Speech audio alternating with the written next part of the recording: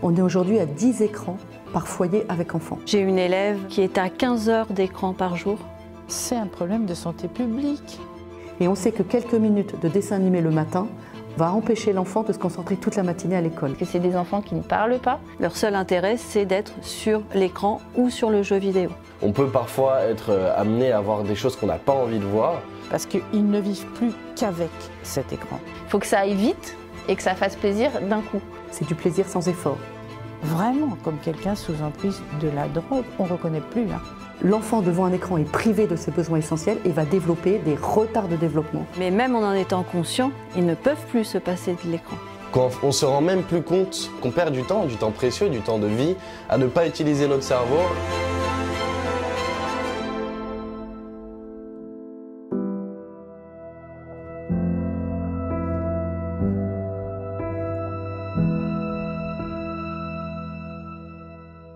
La fille à peine réveillée sur son téléphone, c'est moi, Léa. Oui, mais bon, là, j'avais une bonne excuse. Mon amie Alice n'avait pas répondu à mon dernier message hier soir, et c'était hyper important. Donc je vérifiais, c'est tout. Et puis, dans ma classe, de toute manière, tout le monde est déjà connecté à cette heure-ci. Alors, en plus, hier j'ai posté une vidéo. Je voulais juste voir combien il y avait de vues ce matin. Bon, ouais, c'est pas terrible. Faudra que j'en reposte une tout à l'heure. À part ça, j'ai un frère de 6 ans qui s'appelle Julien et un autre petit frère trop mignon d'1 an et demi, Paul. On s'entend tous plutôt bien, bon, même si des fois mes parents m'énervent un peu. Il paraît que je suis scotchée à mon téléphone, comme si pour eux c'était pas le cas. Dans l'ère numérique actuelle, les écrans ont envahi le quotidien et présentent des risques insoupçonnés sur le bien-être des enfants et adolescents. Les heures passées devant les écrans peuvent entraîner des conséquences néfastes sur le développement physique, mental et émotionnel des plus jeunes. Cette immersion digitale dans les familles devient aujourd'hui une question de santé publique et il devient urgent de regarder le problème en face. Il faut se rendre compte que l'enfant aujourd'hui ne grandit plus du tout dans le même environnement qu'il y a 20 ans. Et il y a un objet qui fait la différence, c'est l'écran. Il y avait un écran par foyer avec enfant il y a 20 ans. On est aujourd'hui à 10 écrans par foyer avec enfants. Sur la planète, il y a plus d'écrans que d'êtres humains puisqu'on est à plus de 8,4 milliards d'objets connectés dans le monde. Contrairement à ce qu'on peut entendre, les écrans, ce n'est pas du tout une activité comme une autre, notamment pour les enfants, parce qu'ils stimulent dans le cerveau humain ce qu'on appelle l'attention réflexe, ce qu'on appelle la vigilance, dont on dispose dès la naissance. Le cerveau humain est câblé pour réagir aux points les plus marquants de l'environnement de façon réflexe et involontaire. Un bruit, un mouvement, une lumière, une couleur vive. C'est ce qui nous permet d'échapper au danger. C'est exactement cette attention que développent les écrans. C'est le contraire de l'attention focalisée, qui elle est peu présente à la naissance, qui demande un effort, qui est volontaire et que l'enfant développe de 6 mois à 4 ans, notamment grâce à ses parents, à son entourage, aux professionnels qui vont encourager l'enfant à augmenter son temps d'attention. Et l'enfant va augmenter petit à petit sa capacité d'attention focalisée, qui est le contraire de l'attention réflexe. Il doit faire abstraction de ce qui bouge et ce qui fait du bruit autour de lui pour se concentrer sur l'activité qui ne bouge pas. Et on appelle cette attention la concentration. Plus les enfants vont passer de temps devant les écrans, qui sont à 95% pour nos enfants des écrans distractifs, ça bouge, ça fait du bruit, vidéos, dessins animés, réseaux sociaux, et moins ils pourront se concentrer à l'école. Et on sait que quelques minutes de dessin animé le matin va empêcher l'enfant de se concentrer toute la matinée à l'école.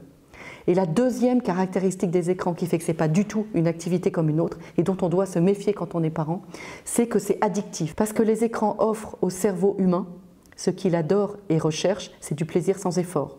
Les jeux vidéo, les réseaux sociaux qui vous récompensent avec des likes, des cœurs, des j'aime, les petites comptines pour les tout petits, 24 heures sur 24 maintenant sur des chaînes spéciales bébés dédiées pour eux, où ils vont avoir des magnifiques petits dessins animés, des jolies couleurs, des histoires, des petites musiques. Et les écrans interactifs, encore plus, qu'on dit aussi éducatifs, où avec son petit doigt, il va glisser, réussir à faire ce qu'il ne fait pas forcément dans la vraie vie, encastrer des cubes, trier, planter des choux, etc. Et quand il a fini son petit jeu sur tablette, la tablette va envoyer du plaisir à l'enfant. Waouh, bravo, recommence, continue. Des petits ballons qui se lèvent, des petites étoiles qui scintillent, des petits bonhommes qui dansent. Et tout ça, que ce soit les jeux vidéo, les réseaux sociaux, les comptines pour bébés ou les jeux éducatifs, va stimuler ce qu'on appelle le circuit de la récompense dans le cerveau.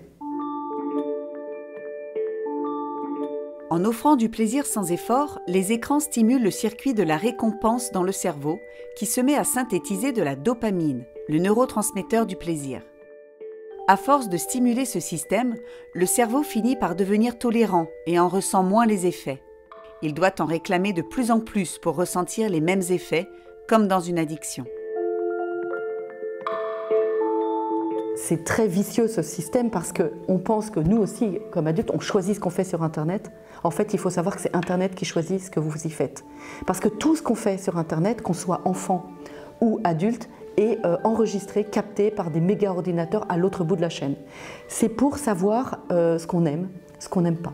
Donc si quelqu'un regarde toujours des vidéos de petits chats, on va lui envoyer toujours des vidéos de petits chats pour qu'il soit le plus possible sur l'écran, pour qu'il partage, pour qu'il revienne dessus.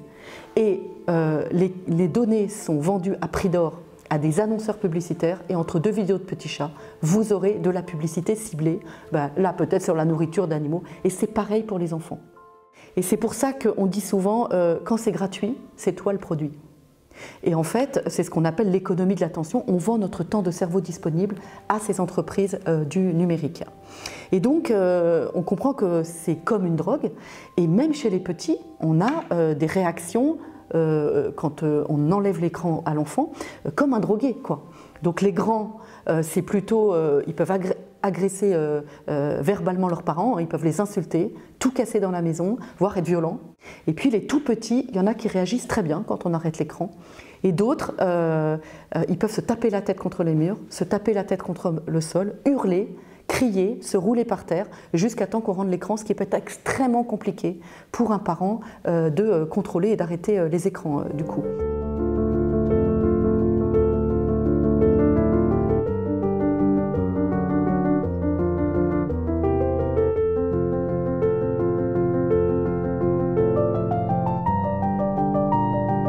L'enquête Ipsos nous dit quoi? Nous dit que les enfants de 0 à 2 ans passent 3h11 par jour sur les écrans. Et encore, on ne parle pas d'un écran dont les parents ne se méfient pas, c'est de la télé allumée en arrière-plan, même si l'enfant ne reste pas devant. Et pour les maternelles, 3 ans, 6 ans, c'est 3h40 par jour. Donc vous voyez, les temps d'écran sont aujourd'hui pharaoniques. Les écrans privent le tout petit de besoins essentiels pour son développement. C'est-à-dire avoir des interactions humaines fréquentes et de qualité, notamment avec ses parents, avec qui son travail c'est de créer une relation d'attachement et explorer le monde réel en 3 dimensions avec tout son corps et tous ses sens. Que ce soit un écran passif, un petit dessin animé ou un écran qu'on dit interactif avec son petit doigt, il n'est pas dans l'interaction humaine ou beaucoup moins dans l'interaction humaine. Il ne peut pas sentir toute la consistance du monde, sentir le poids, le volume, l'effet physique, de la gravité, c'est impossible sur un écran.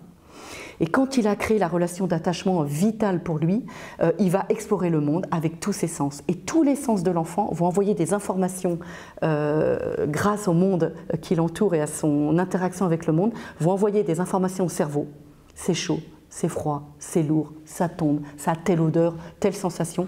Et chaque information sensorielle et d'interaction humaine va déclencher la création de connexions cérébrales dans le cerveau. On dit qu'ils sont construits plusieurs milliers par seconde dans le cerveau du petit enfant.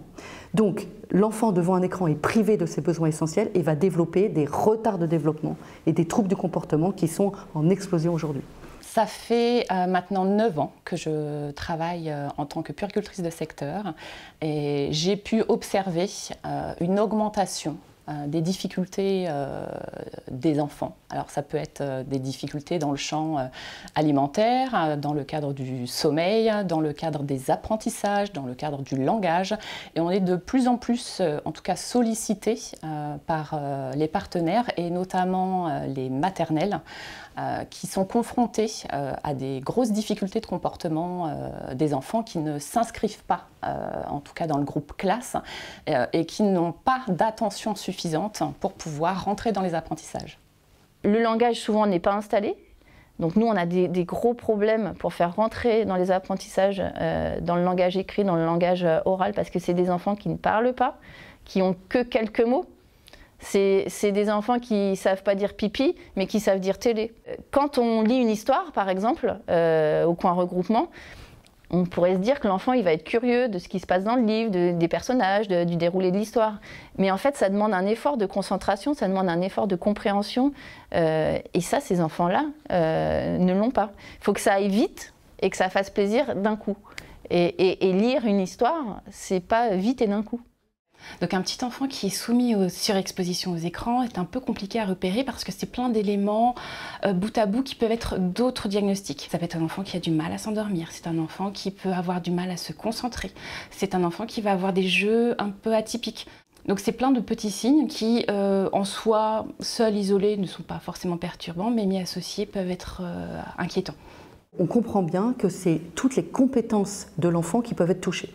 Le langage, le développement intellectuel, les connexions cérébrales, et le cerveau passe à nourriture adaptée, la relation à l'autre, la motricité fine, ce qu'on fait avec les mains, la motricité globale, ce qu'on fait avec le corps, toute la gestion des émotions, notamment la frustration, les troubles de l'attention, puisque ça développe l'attention réflexe d'hypervigilance.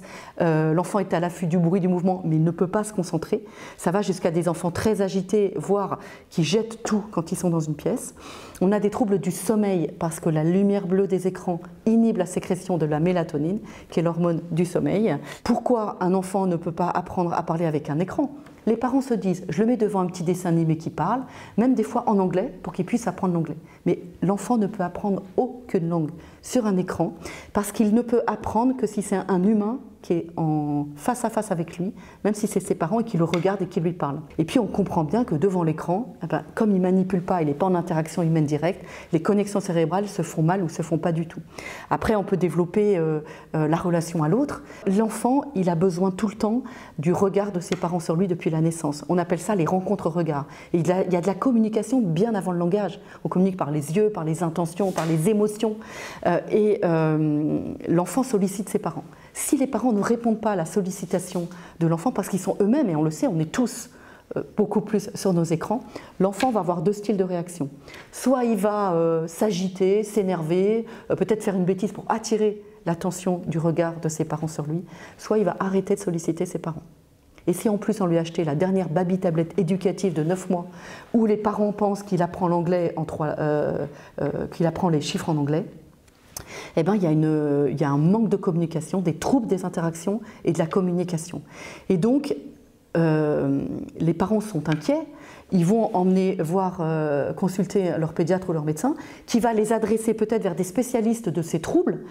Et si le médecin n'est pas formé sur les écrans, et il y en a plein qui ne sont pas encore formés sur les écrans et qui ne posent pas la question des écrans, cet enfant surexposé peut cocher toutes les cases d'un trouble qu'on appelle le trouble du spectre autistique, dont la définition est trouble des interactions et des communications, et intérêt restreint et stéréotypique. On voit aussi, j'ai peut-être pas le temps de développer là, mais sur les enfants surexposés. Et alors que ce n'est pas du tout la même chose. On peut très facilement diagnostiquer un enfant surexposé aux écrans qui a des troubles de l'attention et une agitation, TDAH, troubles de l'attention avec hyperactivité, parce qu'encore une fois, ce n'est pas de la faute des médecins, il y a un manque d'informations sur un phénomène relativement récent, on sait qu'il faut du temps, et donc il va cocher toutes les cases, ce sont des diagnostics cliniques d'observation.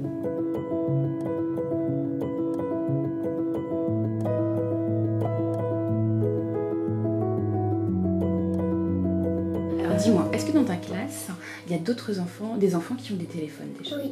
Déjà? Parce que tu es en quelle classe? CM2.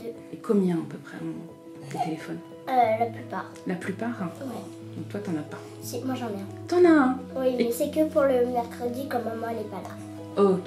Et qu'est-ce que tu peux faire avec ce téléphone? Je peux appeler, jouer à Duolingo, envoyer des messages. D'accord. Alors pour parer à ça, c'est aussi un échange avec la famille. La famille, c'est expliquer un petit peu quel est le mode de vie, puisque en Seine-et-Marne, on est dans un milieu rural, mais aussi citadin, donc on peut habiter dans un appartement, dans une grande maison, on peut aussi habiter à l'hôtel. Donc c'est vrai que c'est voir un peu comment vit cette famille, quels sont ses moyens, est-ce que derrière ils ont le projet de sortir, pas sortir, la place de l'écran dans cette maison, est-ce que la télé est en continu, est-ce que tout le monde est sur son téléphone, est-ce que l'enfant a accès aux tablettes. Il y a plein de questions, donc c'est un temps important d'échange. La première chose que je dis dans mes consultations à l'enfant, c'est si tu as beaucoup d'écran, c'est pas de ta faute. Et la première chose que je dis aux parents, c'est papa, maman, si votre enfant a beaucoup d'écran, c'est pas de votre faute. Et j'explique la captation de l'attention réflexe qui fait qu'il reste devant l'écran, qui réclame l'écran, qui va vers l'écran, et le plaisir sans effort avec l'activation du circuit de la récompense qui fait que l'enfant réclame de plus en plus. L'explosion des écrans auprès des élèves, ça fait 4-5 ans qu'on commence à se rendre compte de l'impact des écrans sur les élèves.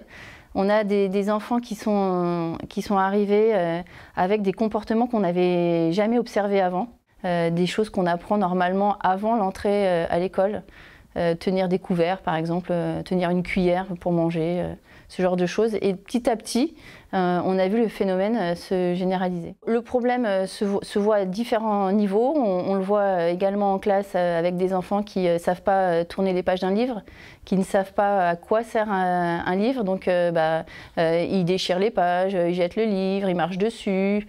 Quand on leur donne des cubes, pour empiler les cubes, pour faire de la motricité fine, pour commencer un petit peu à muscler ses doigts, ils ne savent pas ce qu'on fait avec des cubes. Ils ne reconnaissent pas la fonction des choses, tout simplement parce qu'ils ne les ont pas utilisées avant. Il y a une concurrence déloyale entre l'activité sur écran et n'importe quelle autre activité. C'est du plaisir sans effort. C'est tellement facile de faire un magnifique dessin en quelques effleurements et quelques secondes sur le téléphone portable de maman. Alors que prendre un crayon, prendre une feuille, au bout d'un quart d'heure, faire un bateau mal dessiné, mal colorié avec des trous, l'enfant il n'a plus envie. Il obtient des résultats extraordinaires sur l'écran et donc c'est beaucoup plus simple. Et donc il ne fait plus l'effort de découvrir, de rater, de recommencer, de ne pas réussir finalement. Plus l'enfant est devant les écrans, plus le circuit de la récompense est stimulé, plus il va en réclamer pour retrouver ce plaisir sans effort. Il est capté, il adore ça, il se désintéresse du reste. Si vous mettez un enfant dans une pièce avec un écran et des jouets, tous les enfants iront vers l'écran. Ils sont captés, c'est le plaisir sans effort, et s'ils y prennent goût, ils délaissent les autres jouets. Les parents me disent on a rangé tous les jouets parce qu'ils ne jouaient plus avec ces jouets. Et quand on discute avec les parents, on pose la question des écrans. Et puis là, la parole se libère. Les parents nous racontent qu'effectivement, ils ont 6, 7 heures, 8 heures, voire toute la journée devant les écrans quand ils ne sont pas à l'école. J'ai un enfant qui, depuis la naissance, a grandi avec les écrans, qui a pour ainsi dire pas de jeu dans sa chambre et qui ne sait pas utiliser ses doigts. Les parents nous le confient sans retenue parce qu'ils sont démunis. Ça a été la solution de facilité pour eux. Souvent c'est le premier enfant. Souvent c'est des parents qui n'ont pas été élevés comme ça, donc ils n'ont pas ce recul et un petit peu cette distance par rapport à cette éducation tout numérique. Et donc effectivement on se rend compte que c'est des enfants qui ont grandi pendant 3 ans avec la tablette, le smartphone, la télé, aussi bien dans le berceau, dans la chambre, pendant les repas, dans la poussette dehors. On se retrouve avec 2 ou 3 ans de retard, de décalage au final. Il y a une étude qui montre que l'enfant avec la télé allumée dans la pièce entend 125 mots par heure. Si la télé est éteinte, il entend 925 mots par heure. On se parle plus dans une famille quand la télé est éteinte, on s'adresse plus à l'enfant. Et il y a un autre écran passif, c'est la télé à table. 50% des familles en France dînent avec la télé. Et d'ailleurs, 50% des familles en France laissent la télé allumée en permanence toute la journée dans la maison. Il y a une étude de l'INSERM qui est sortie en juin 2021 qui a comparé des enfants de 2 ans, un groupe avec la télé allumée à table en permanence, à tous les repas, et l'autre non. Et ils ont suivi ces enfants à 3 ans et à 5 ans. Ils se sont rendus compte que les enfants qui avaient la télé à table avaient des retards de langage par rapport aux autres et des retards de QI verbal de 3 points. On n'a pas dit aux parents que s'ils regardaient les infos à table le soir, ça donnait des retards de langage et des retards de développement du cerveau de leur enfant. Et puis c'est aussi des enfants zapping. Parce que la télé, la tablette, on zappe, on change, ça nous plaît, on reste, ou on clique sur autre chose. Et en classe, c'est pareil.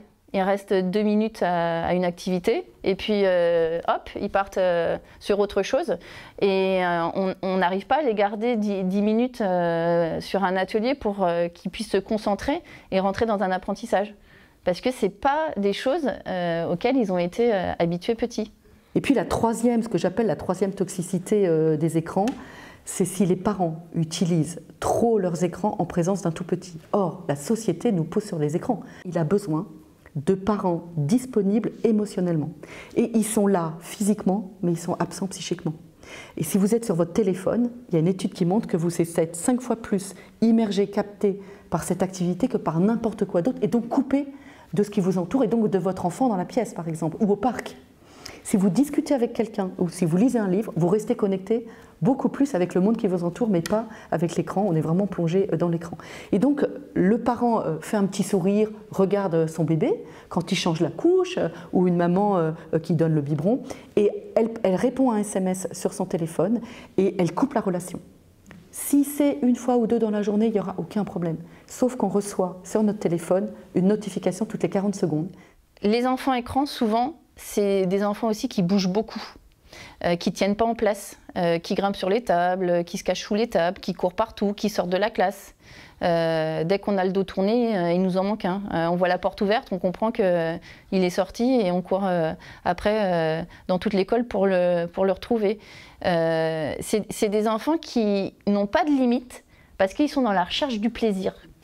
Et on a beau leur expliquer qu'on ne grimpe pas sur une table, ils ont envie de le faire, ils le font. Parce que sur une tablette, quand on a envie de cliquer ou de zapper avec une télécommande, il n'y a rien qui nous en empêche. Et donc c'est très compliqué pour nous de leur faire accepter ces contraintes-là, parce que c'est des enfants qui n'ont pas été confrontés à ce genre de contraintes. On a de plus en plus d'enfants qui rentrent à l'école maternelle et qui sont en incapacité de tolérer la frustration. Or, l'école, c'est une somme de frustration. On apprend à vivre avec les autres, on ne peut pas faire ce qu'on veut. Mais l'enfant peut supporter la frustration à l'entrée à l'école s'il a été confronté à la frustration avant. Or, les écrans, c'est du plaisir sans effort, il n'y a aucune frustration. Ils arrivent avec l'écran tout le temps, il n'y a pas de difficultés comme dans le monde réel qu'il doit surmonter. Et puis les parents, tous les parents, essayent de trouver toujours ce qui va calmer l'enfant qui pleure quand il est petit. Et qu'est-ce qu'ils remarquent? C'est que dès qu'ils montrent l'écran à l'enfant, il arrête de pleurer. Et donc ils vont facilement dire même à l'assistante maternelle, s'il pleure, j'ai trouvé le truc, vous pouvez faire comme moi, vous donnez votre téléphone. La curiosité des petits qui ont grandi avec les écrans, elle ne se développe pas du jour au lendemain quand ils arrivent en maternelle. Parce qu'ils sont en recherche d'images qui bougent, de bruit, de musique, etc. Et ils ne vont pas aller naturellement s'intéresser à l'atelier qu'on est en train de faire. Ça ne répond pas à leurs besoins. Eux, ce qu'ils ont besoin, on se rend compte, c'est du plaisir et pas d'effort. Alors, du plaisir, on en a en maternelle, parce que ça fait partie de notre façon de travailler, le bien-être de l'enfant et puis la motivation. On motive les enfants par du plaisir. Mais le pendant de ça, c'est également l'effort. Apprendre, ça demande un effort. Ça demande de la concentration. Et ça ne se développe pas naturellement.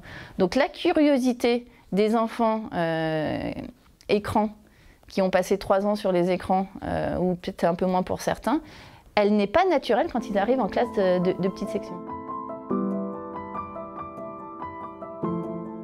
Alors la maman qui allaite en regardant son téléphone, on ne lui a pas dit que c'était dangereux, elle ne sait pas que l'enfant se nourrit avec le lait, mais se nourrit de le regard de la maman et il construit sa relation d'attachement. Alors, est-ce que c'est réversible ? On comprend bien que ce n'est pas génétique, que ce n'est pas des connexions cérébrales qui sont détruites et que c'est lié à l'environnement. Et comme le cerveau du tout petit il a une grande plasticité cérébrale, autant il peut bien se développer grâce à un environnement idéal, autant avec un environnement défavorable, il va développer des troubles et des retards.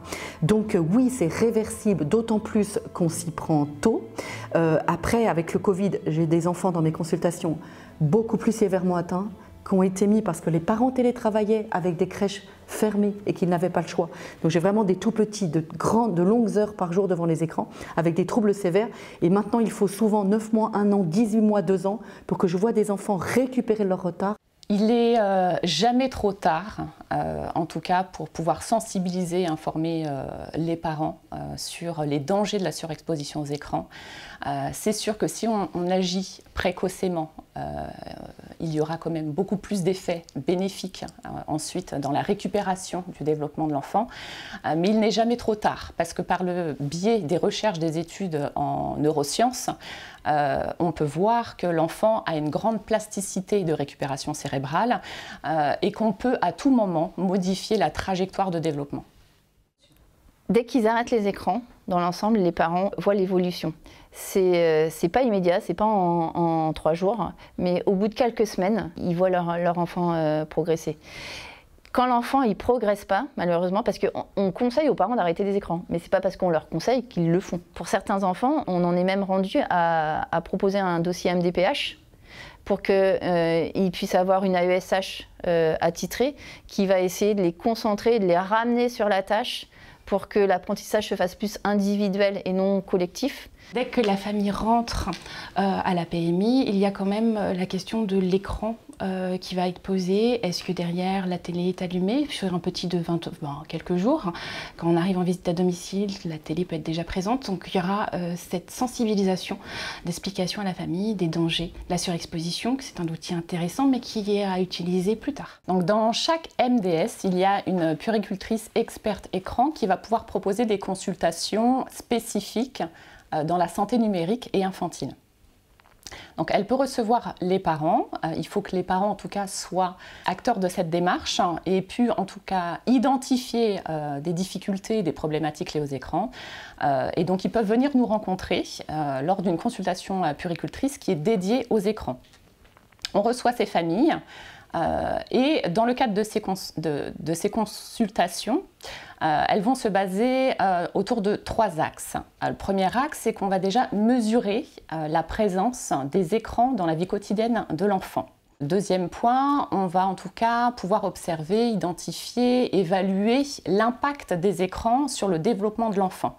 Du fait de notre expertise de puéricultrice et de nos connaissances sur le développement de l'enfant, on va pouvoir en tout cas identifier les difficultés et les troubles que présente l'enfant au moment de la consultation.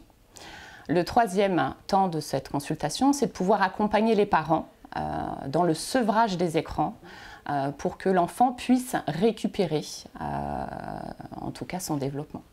Si l'enfant a des troubles importants qui impactent la vie quotidienne, qui impactent sa vie à l'école, en parallèle, on va dire de l'accompagnement des parents et du coaching pour le sevrage des écrans, on va pouvoir également faire des orientations pour pouvoir aider l'enfant.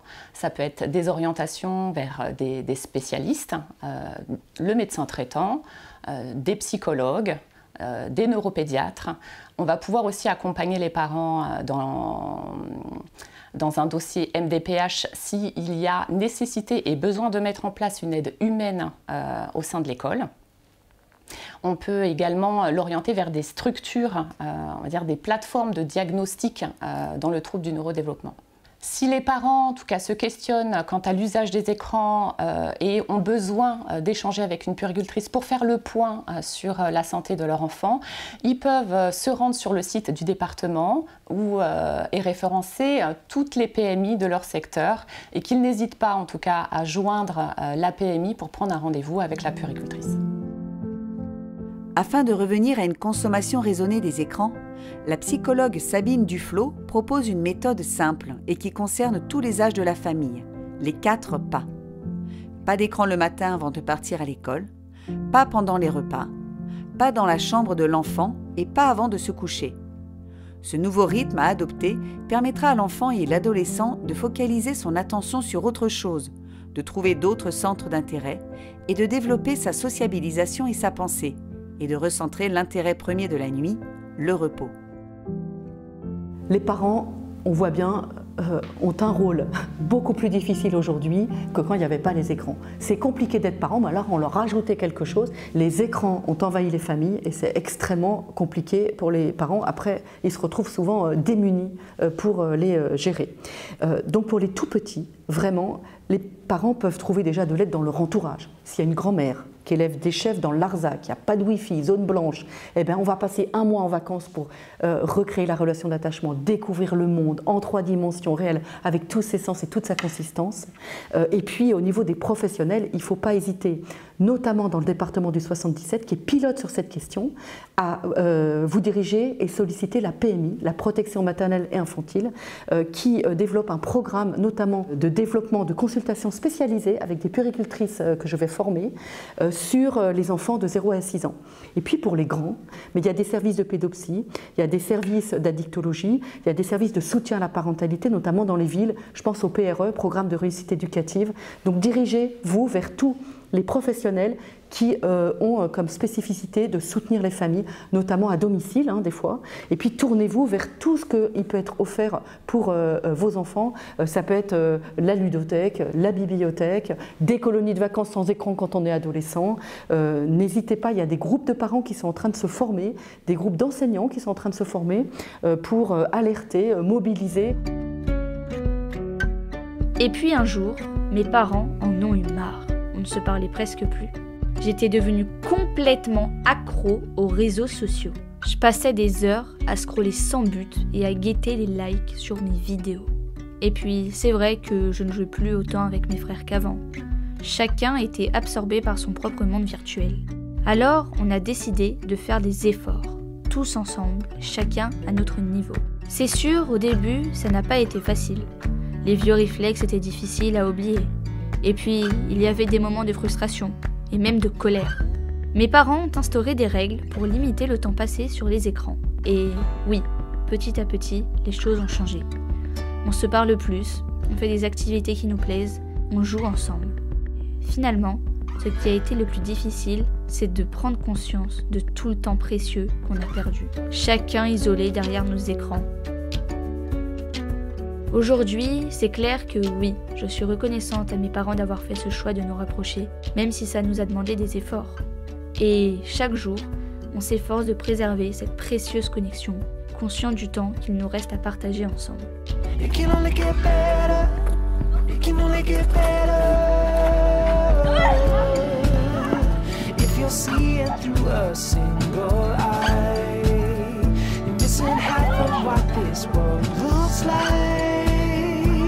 And I see that only feels half tied. There is more, and I know that it's yours and mine. But this is only a measure. It can only get better. It can only get better. And this is only a measure. It can only get better. It can only get better. This is only a measure. It can only get better. It can only get better. And this is only